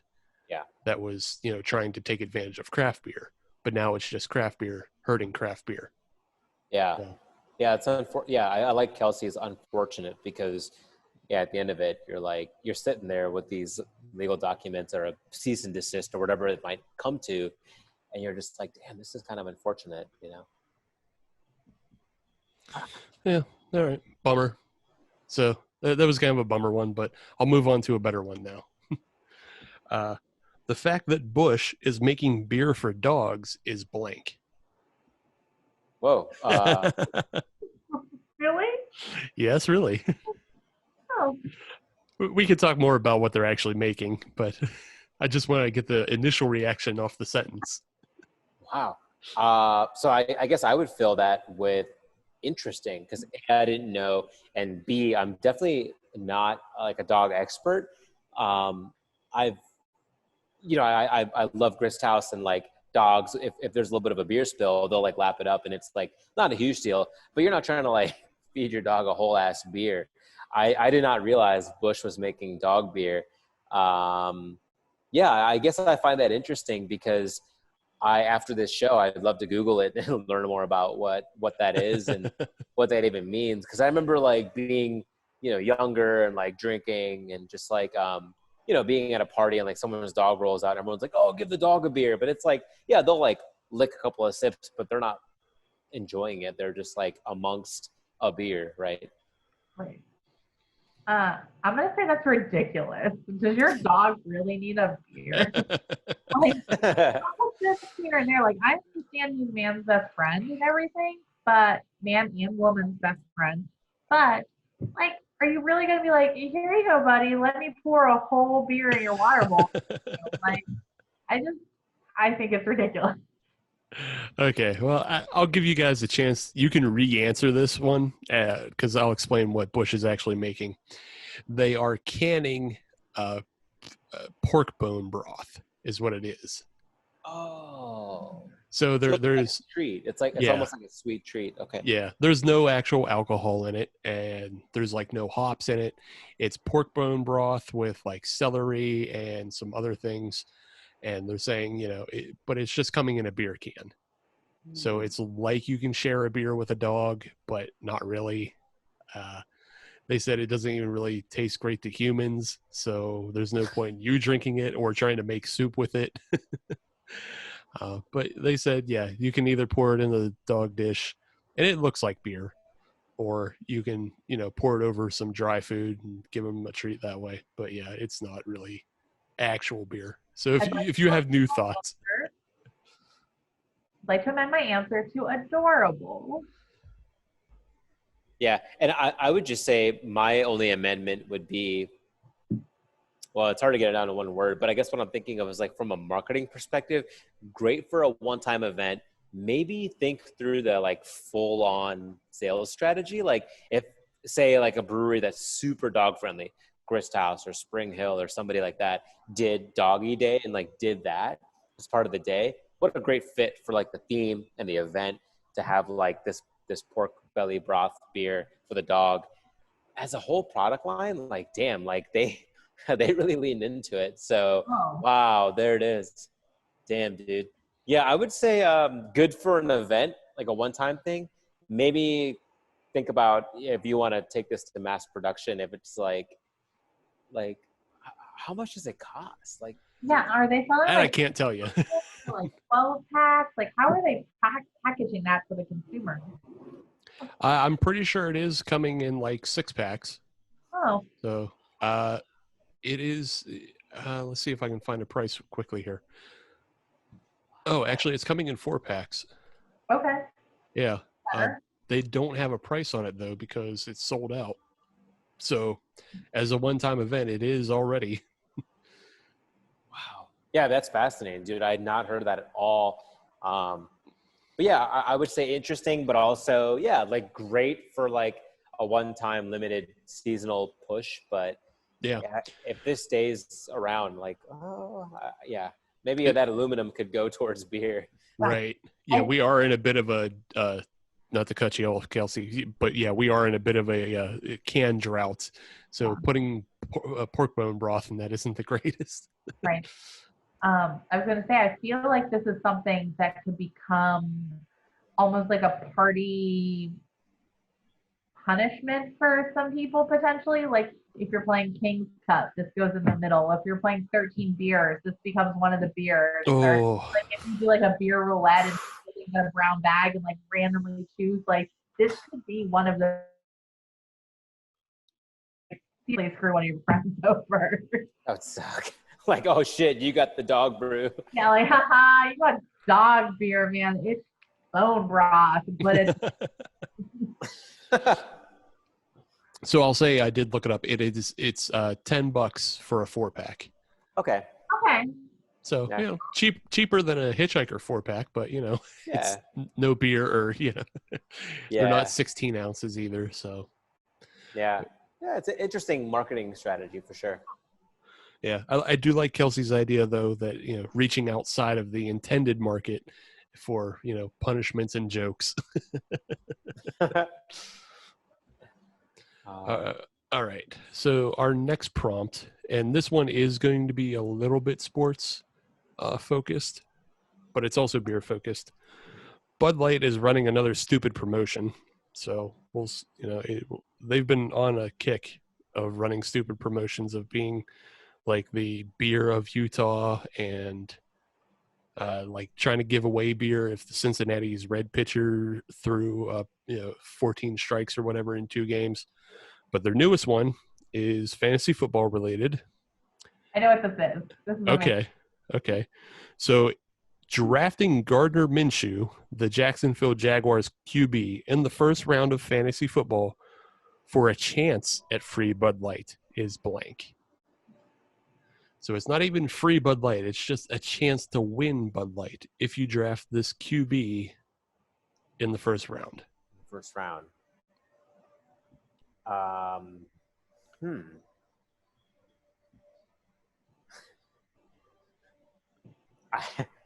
I guess like my mind goes to practicality, but dude, I would say the word I'd fill it in with is risky because like if that's your round one pick and dude gets injured or, you know, ends up not fulfilling his obligation to like start or be the man that he, you know, needs to be to lead, like not only are you pushing all your chips to get some Bud Light, your pick might not even pan out.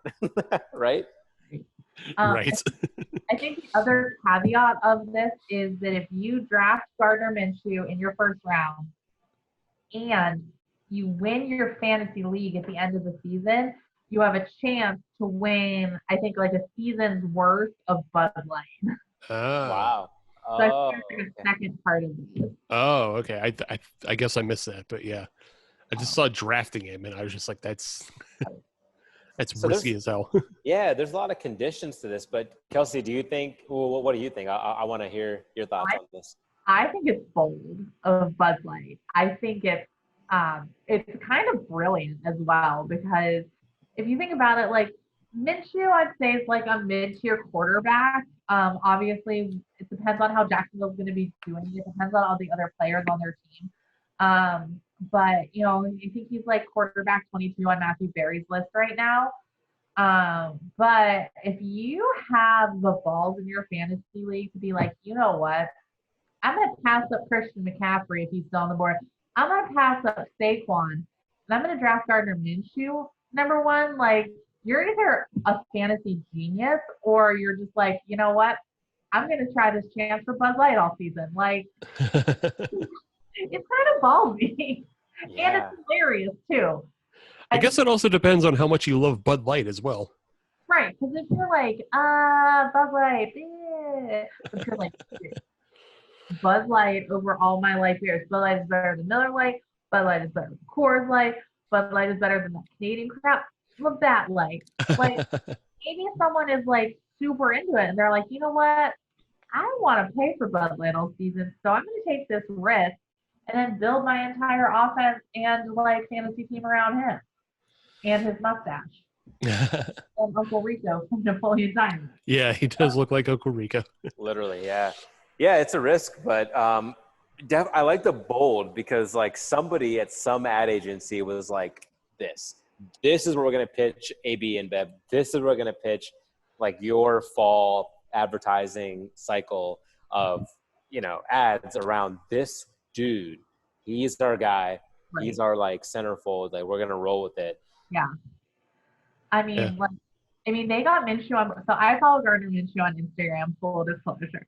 So he put out a whole Insta story and Insta video yesterday. And it was this amazing 80s themed training montage of him like talking to himself in the bathroom, like psyching himself up. And then they go through this amazing training montage. And at the end of it, he's sitting there and he's like, just like Danielson, Crane Kick, Cobra Kai, you too. And it was just like, oh my gosh, you're leaning so hard into this 80s theme right now. I can't handle this. But it was like, he's on board 110%, obviously.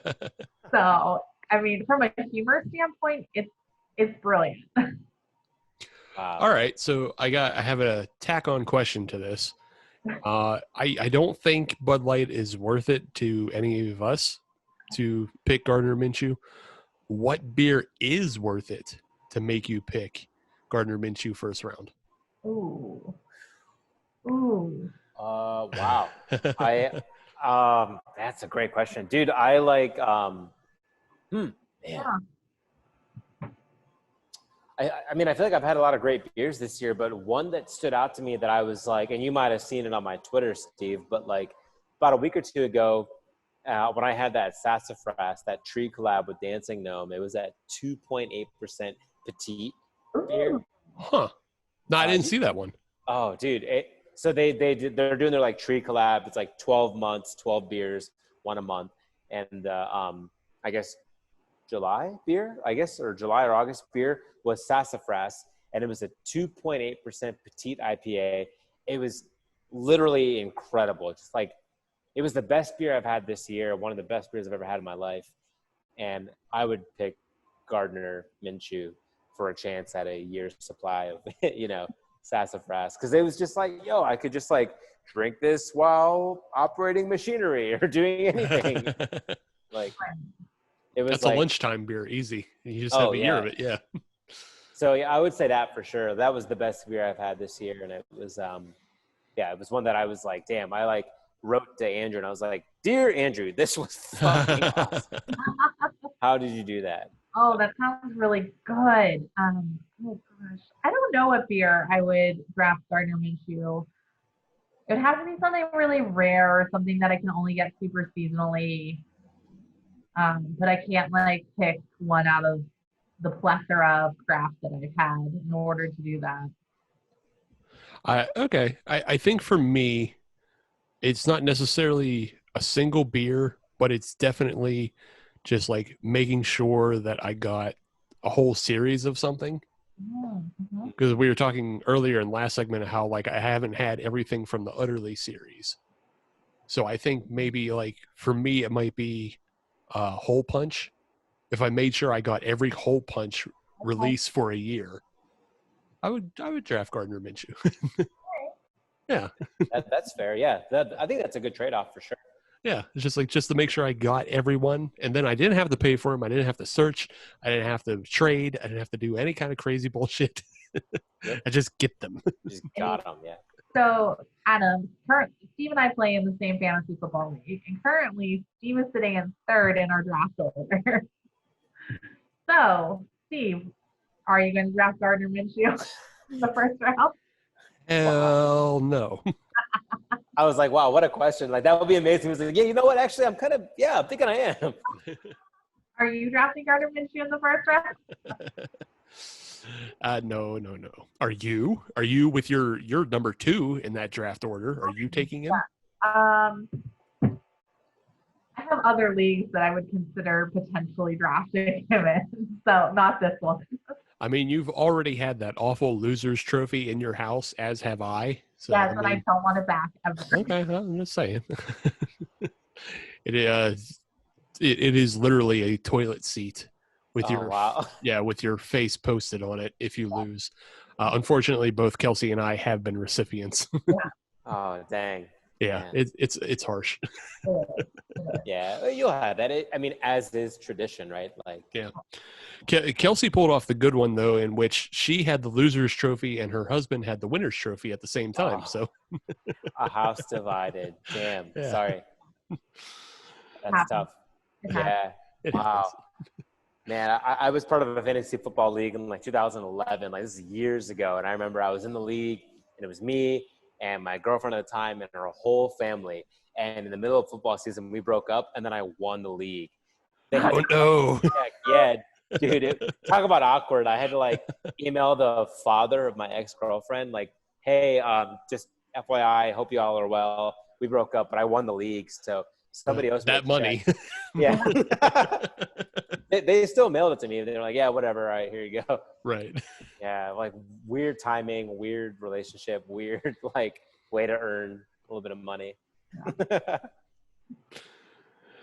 All right, our final prompt for this game, and it can be more than one word on this one. This one's kind of more open-ended, but I hope beer fests will blank. Beer fest will blank. We're in the middle of Fresh Fest month now. It's turned into a whole month for DigiFest. So, what do we hope Beer Fest will do in the future? Good question. I guess just speaking on behalf of the like minority community, yeah, like I would say diversify and come back, because I miss them a lot. I hope that once COVID is over and we can gather together, I'd love to see Beer Fest come back, and whatever Fresh Fest has started to get this as part of the conversation continues, because it's so important. And it's the other beer in my fridge is actually the Black is Beautiful collab. I didn't want to pull that out because it's like 10% and I've already had it and I love it, but I wanted Understood. to save it. Yeah, it's a big boy. But yeah, It, I would say just. Do you have Go the ahead. Cinderlands one? Actually I do. Holy shit. Damn, Steve. Yeah, you're same. right. Same. I was my colleagues went to the Hitchhiker and they got the Hitchhiker Black is Beautiful and they loved it. And I went to Cinderlands just because it's so close. Yeah, I do have that one and it's great. But yeah, it'd be great to see more Black and brown people, more women into it. I think both on the enthusiast side, but also on the industry side, it's just really cool and like ironic to live in Pittsburgh and to not be from here, but to see what those guys have started continue, especially during COVID, to take it virtual and like to do it digitally. So yeah, I'd say it'd be cool to see Beer Fest come back and then continue to be, diverse settings for folks who look like me. Love it. I would say resume and expand. So I'd love to, I'm with Adam. I'd love to see them come back. I think it's such a great opportunity for breweries to kind of showcase and kind of show off a little bit, like what they're making, what they're creating, what they're crafting, and kind of to see what influences either in the industry or kind of where they are, and how that's driving what beer they're producing. And I'd love to see it expand as a woman, like to more woman-owned breweries or to like more women brewers, and obviously just continue to diversify, like Adam said, so that it's just a very inclusive event of everyone. So just kind of seeing how Fresh Fest has taken everything online for an entire month now. I think that's kind of such a revolutionary concept and like kind of bringing breweries together for like with one common beer that they're brewing. So I wouldn't hate to see other brewers like Beer Fest kind of take parts of that and kind of mold them and shape them. Like I think the concept of a collab beer across the entire festival is so interesting. Or like if you give people the base recipe and kind of see how they interpret that and how other brewers kind of expand on that, I think that could be a really interesting concept. And it's like, okay, we're going to all serve this beer at this beer fest. Like, here's my take on it. Here's my take on it. Here's this take on it. I just think that could be such a unifying experience across kind of the industry. Interesting. Yeah. I'm going to be selfish. I just want Brutal Beer Fest back, but no. The reason why I asked the question is because I was on Twitter and I saw a bunch of like brewers and other people in the beer industry who actually didn't want Beer Fest to come back just because there's such a hassle. So I wanted to take the temperature of other people who like going to Beer Fest, and it's like, do you want them back? And it's, I wanted to see that. But to what Adam was saying, with expanding things, and what we were seeing with Fresh Fest last year was it was becoming more of a concert and Beer Fest. Like there was just everything there because there was also, I believe there were a number of art vendors as well at that. So it was just kind of a community featured thing across Fresh Fest. But that's also kind of why I say I wanted to see Brutal Beer Fest come back, because like it was also a concert and a beer fest, and I'm a heavy metal fan, so of course that's just what I want. I'm being selfish, but yeah, I really do hope they come back. The other beer fests that we were kind of we were actually scheduled to do a podcast from, because we did it last year, but it was a home brew festival. And then it was also going to be a home brew festival and barbecue fest. So like that, the beer fest plus and is also like, that's a very interesting concept to me. And I like it because Fresh Fest has, I mean, if you looked at the content they put out this year for the DigiFest, if you could imagine all of that for the in-person festival, it would have been amazing. So I definitely agree. I would like to, with both of you, in that I would like to see more of what we see from Fresh Fest, but also expand and have more beer fests that are beer fest, and to give an extra experience of some sort to, somebody who's not going to drink as hard like me, or just, even a designated driver who can can just take in some music or some interesting food from the community. So, yeah.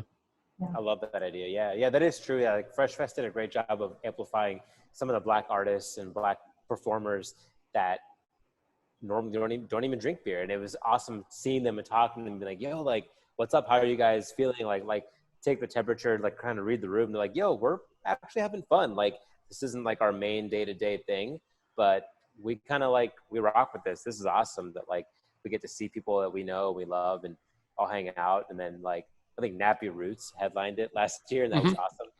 Yeah, and Nappy Roots headline because they actually are in the beer community from where they're from. Like they get into brewing beer. I don't think they like have a space themselves, but they would go into breweries and brew beer with the brewers. So they were doing collaborations already. So yeah, they were into the community on both sides.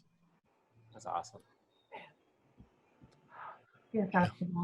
Yeah, everybody's missing Fresh Fest this year, especially because it was going to be like just on the streets of Allentown, and that would have been, you know, a very cool thing to see. But maybe next year. Someone who missed the last two Fresh Fests because they were out of town for work, and I was going to actually be in town this time.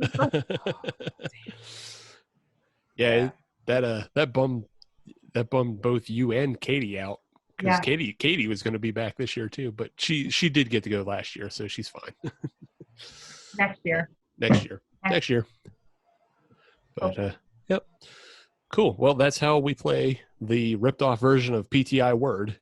You guys did great. Yeah, a lot of great insight onto the things going into the beer world. I want to jump back to the last beer or seltzer everybody was drinking this segment. We'll start with Adam. How's that F1 treating you? Love it. It's so good. Yeah, it's like got a nice malty backbone. I'm still working on it because I was kind of like slowing down a bit, but yeah, it's awesome. Yeah, highly recommend it for sure. Yeah, I think that was my favorite of the Slot Car series that they put out, the F1, the hazy IPA. I like that one a lot. Kelsey, how's the seltzer? I mean, it's delicious. I'm still working through it. Obviously, I slowed down a little bit after that 8% I had to start, and because I was talking, and that tends to happen when I drink. So still working through it, but I think it'll be a good one to kind of end my night on. So right on.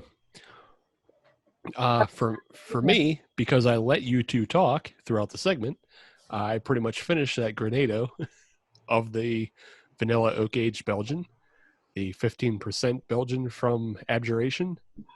Boy, oh boy. Oh, did it age so well. It's so mild right now, but you get so much barrel flavor on it and just a little bit of sweetness. So wonderful. Man, like what a blessing in disguise that you found that in the back of your... Did you just find it tonight? I didn't just find it tonight, but I knew it's kind of been existing back there. It's also been existing with their rice wine, barley wine.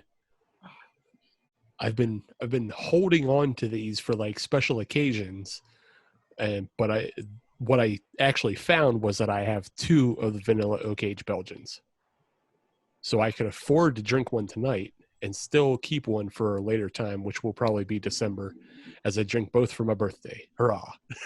Happy birthday! Nice. Yeah, but yeah, it's a fantastic beer, and I'm sure if Tom or Dave happen to listen to this episode, they will be very mad to find out I've been holding their beer for so long. Oh, that's awesome, dude. No, I'm so glad to hear that. Yeah. No, I'm glad that I was able to have 3 different ones, and I'll definitely like shout out Couch and Hitchhiker and Cinderlands. Oh yeah, for sure. On a whole round of awesome beers, and it's so cool to see Kelsey having that seltzer because I've never had it, and I plan to get it soon. Right now, I think it's a blueberry lemon. So I think they're trying to put them out monthly. If I'm like reading the socials correctly, I think it's around monthly. So who knows what September will hold. Yeah, that's a pretty good release schedule though. Just one seltzer a month, with all the other crazy stuff they're doing. So yeah. Yeah, that's awesome, man. Yeah, no, I'm super thrilled to see that. And I love that you stayed with the Grist theme.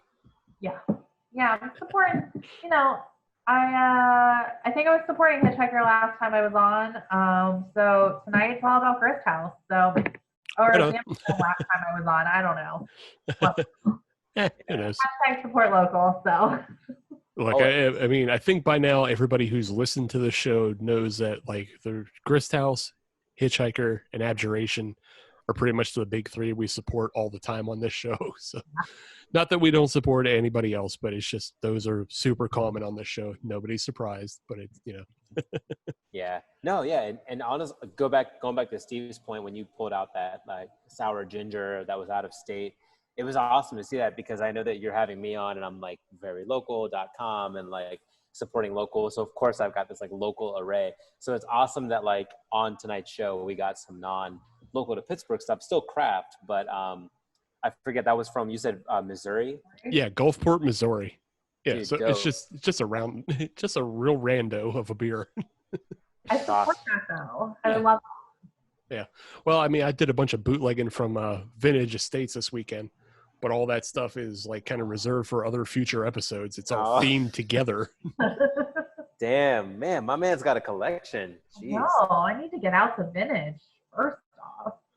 Yes, you do. For now, though, Adam, why don't you tell everybody where they can find you, where they can find your works, promote whatever you want to. Just go right on ahead. The floor is yours. Oh, sure. So yeah, you can check out Very Local. We're just verylocal.com. When you go there, there's two options, New Orleans and Pittsburgh. I'm Pittsburgh, so like click on Pittsburgh and we're the Pittsburgh site. We cover local food and beverage and arts and culture and events. And we also have a podcast. It's just called The Slaw, like coleslaw, where we bring on guests to talk about Pittsburgh stuff. But yeah, I would say just check out Very Local. And if you're on social media, we're just Very Local PGH on your preferred social channel. So Twitter, Instagram, Facebook. And I mean, if folks want to follow me, you're welcome to. I don't know that I'm that interesting, but I'm Aadam Soorma. And my social is just A Soorma. It's ASOORMA on Instagram and Twitter. I think Steve knows I tweet about my neighbors. I tweet about dogs and babies. I tweet about beer and coffee and stuff that I like. And on Instagram, it's the same thing, just a big hodgepodge of random stuff. But yeah, man, I appreciate your guys' time and for having me on. I'll say Adam's Twitter feed is it's a very nice palate cleanser to a lot of the psycho garbage you'll find on there. And then you see an Adam post and he's just talking about like babies, as he said, or dogs or food. And you're just like, oh yeah, I could go for a torta right now myself. Thanks, dude.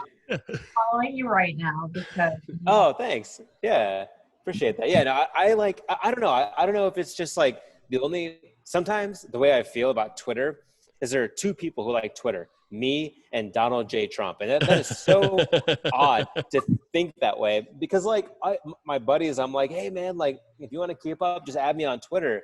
They're like, isn't that like what the president uses? I'm like, well, yeah, but like anyone can. It's just like awesome little short snippets of my life and my thoughts. And I appreciate your follow, Steve and Kelsey. It's okay. Yeah, it's okay to post just fun stuff. Like you don't have to be like angry and political all the time. Mm-hmm. And like I feel like people have lost that sense, and that's why so many people just migrated to Instagram because it's just photos. It's just way easier than reading, and there's nothing angry about pictures of beer. Yeah. Totally. Yeah. And I put art or thought into words, and I love Instagram for sure. But I think one of the cool things about Twitter is you get to kind of be creative with like your words. Yeah. And dude, it's funny because I'll think about like, oh, gee, I wonder if this will get liked or retweeted. And then it's like something totally different. So I'll do like a photo and then I'll just do words. And it's the fucking words, man. Like people like to see some like creative, whether it's like poetry or just like some random stuff after a couple of beers that I tweet. And I'm like, wow, people read this stuff. I'm kind of surprised. Maybe it's a moment of levity or a break from all the political bullshit, but I try to just keep it fun. Yeah. I think that's also just because you're a writer by trade. So of course you're more attracted to words than you are just, always pictures. So sure. I get that. If you want to follow us on social media for all the dumb shit I post, then search Hop Nation USA, and that'll get you Twitter, Instagram, and Facebook. And if you want to listen to brand new episodes of the Hop Nation USA podcast every Friday, as you should, then search Hop Nation USA on your favorite podcatcher like Stitcher, Podbean, Google Podcasts, Apple Podcasts, and pretty much anything else that ends in the word cast, because we're on all those platforms. Yeah. And if you're on any of those platforms, leave a 5-star review, because we're a 6-star show, but you can only leave 5 stars. And that's a bigger crime than me trying to trick up Kelsey and see if she'd actually catch it. But yeah, she's been on the show enough. She knows how to do the back and forth. Thank you. She knows the call and response. That's great. She at least listens or pays attention when she's here. I do. I got love that. Yeah. Thanks again to Adam for coming on. It's great having you on. I definitely, again, aside from your social media, I really suggest reading Very Local, because you guys curate some of the best stuff that's in Pittsburgh. And for the people who listen to our show that are outside of Pennsylvania, it's a real great handy guide for any tourists that would come through. So yep, if you're coming from out of state for a weekend because you finally want to try all these breweries we talk about, check out Adam's articles. He'll tell you exactly where to go, what to pair with the breweries, and just really great spots to visit. Yeah, and you'll wind up with a weekend that's better than just hanging out in 2 different Permanis. Yeah, thank you. Yeah, I so appreciate you guys saying that. That's super nice. We designed the Very Local site to be for the natives, but what we found was that the tourists love it because they get a bit of a local flavor or local feel if they hit a pop-up or a brewery or a coffee shop. So yeah, shout out to Steve, because we did not think about folks visiting, and it turns out folks visiting love to hit our site when they get here or before they get here to research the spots. And we love to showcase our city to folks, coming in for a weekend. So I appreciate the kind words. Right on. Well, that'll do it for us this week, and we'll be back next Friday. And Single A Adam will be back. Single A Adam will be back. I'll be back at some point here, hopefully soon. We have something in the works, and we'll talk about it off mic, because I'm not trying to tease the audience too soon with this, but we have something in the works. So, yeah. So Kelsey will be back soon enough, and we'll see you all next week with, I'm not sure what we decided on yet. But something. And it'll be glorious. So stay tuned, listener and viewer. Hopefully Single A Adam just surprises me with all kinds of burial. Because he's going to North Carolina. Burial lives in North Carolina. If I can just get a whole episode of Burial, I'll be so happy.